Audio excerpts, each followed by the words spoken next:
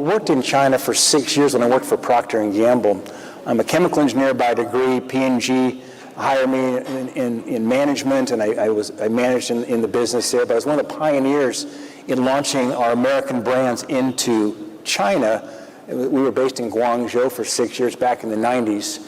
In fact, left right after the Hong Kong handover in 1997.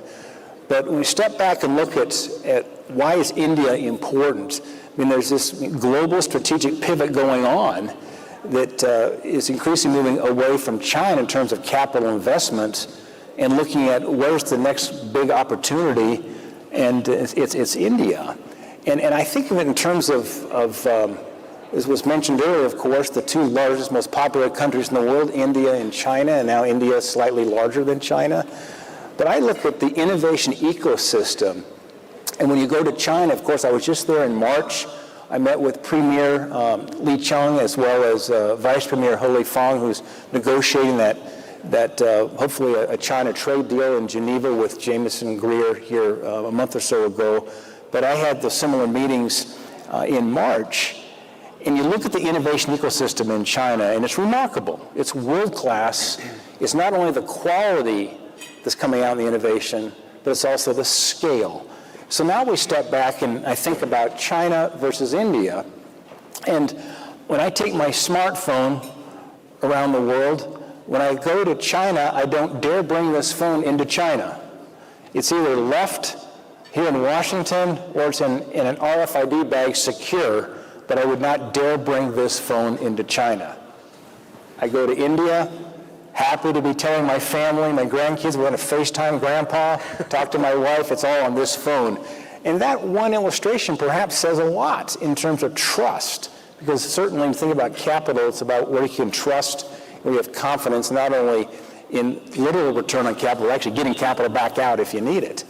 But I look at what other country in the world besides China has the scale of STEM graduates.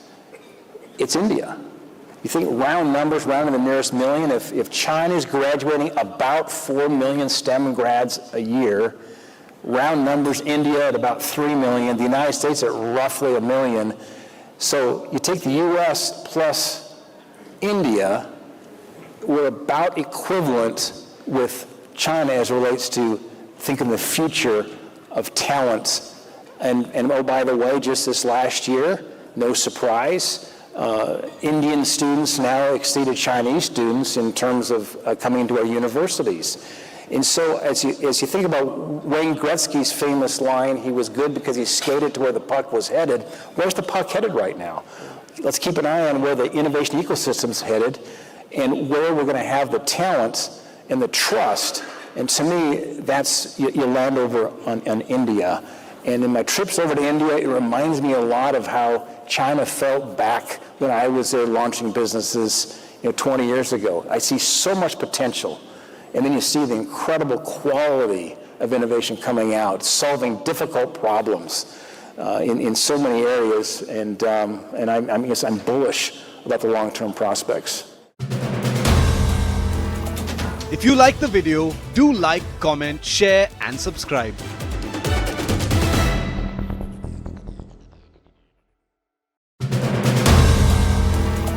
If you like the video, do like, comment, share and subscribe.